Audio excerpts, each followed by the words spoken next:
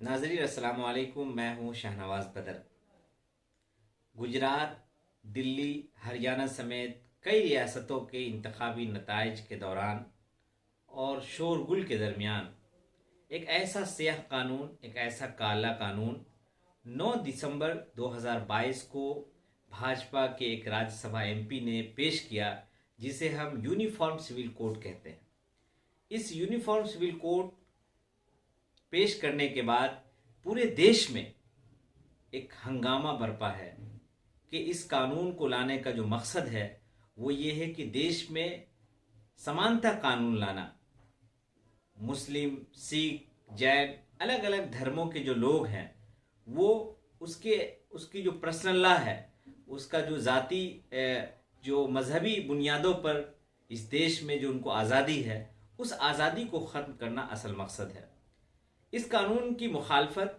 बहुत पहले से हो रही है और ये हिंदुत्व यानी कि संघ का एक पुराना एजेंडा है कि इस देश में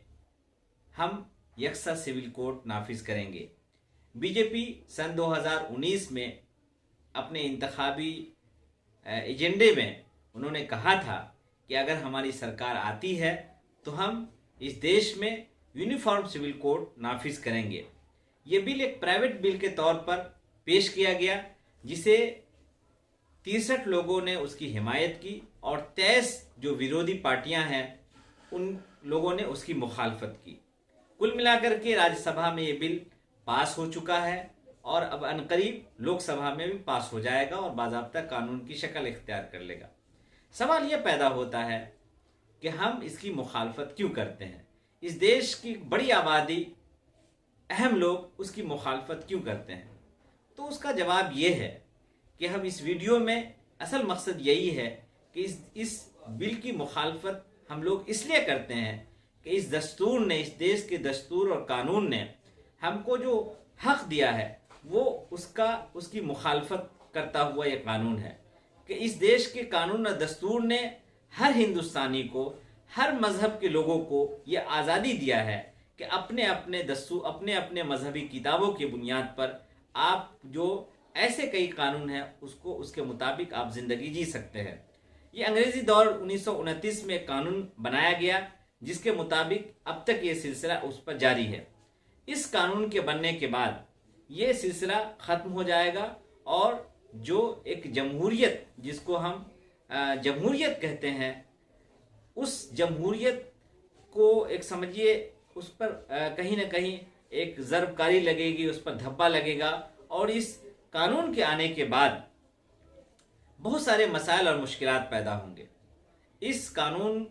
का लाने का मकसद इस देश में हिंदू मुस्लिम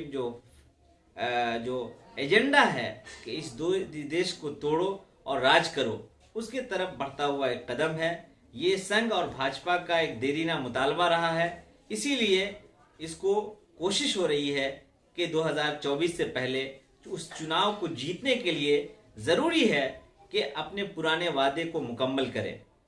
6 दिसंबर 1992 का जख्म अभी भरा भी नहीं था। उसको तकरीबन हिंदुस्तान में 30 साल हो गए,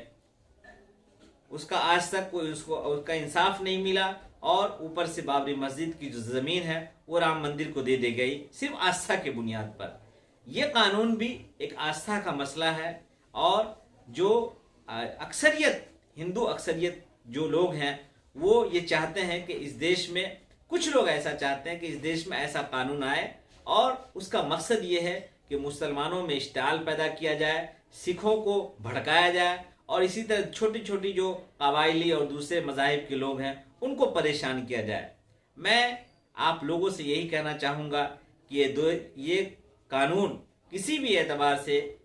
ये देश के हक में नहीं है, ये खुल्लम खुल्ला दस्तूर की मुखालफत है और ये मोदी सरकार इस बिल के ज़रिए ये एक ऐसा माहौल बनाना चाहती है ताकि वो 2024 का जो चुनाव है वो आसानी से जीत सके और नफरत की सियासत करके इस देश पर ज़्यादा से ज़्यादा दिनों तक वो काबिज रह सके।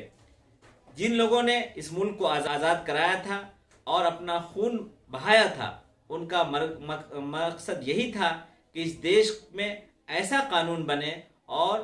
वो कानून बना और आज तक यहाँ जितने भी मज़ाहिब के लोग हैं उनको कोई परेशानी नहीं है, किसी तरह की कोई प्रॉब्लम नहीं है। लेकिन इस कानून के बनने के बाद कई तरह के मसाइल और मुश्किलात होंगे।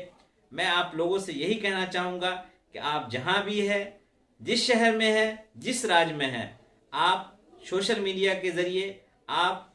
पॉलिटिकल जो लोग हैं उनके ज़रिए आप कोशिश करें कि जो लोग इस बिल को लाना चाहते हैं उनकी पुरजोर मुखालफत करें और ये कहे कि इस दस्तूर को बचाने के लिए हमें आगे आना होगा और हम एक ऐसा काला कानून इस देश में हरगिज़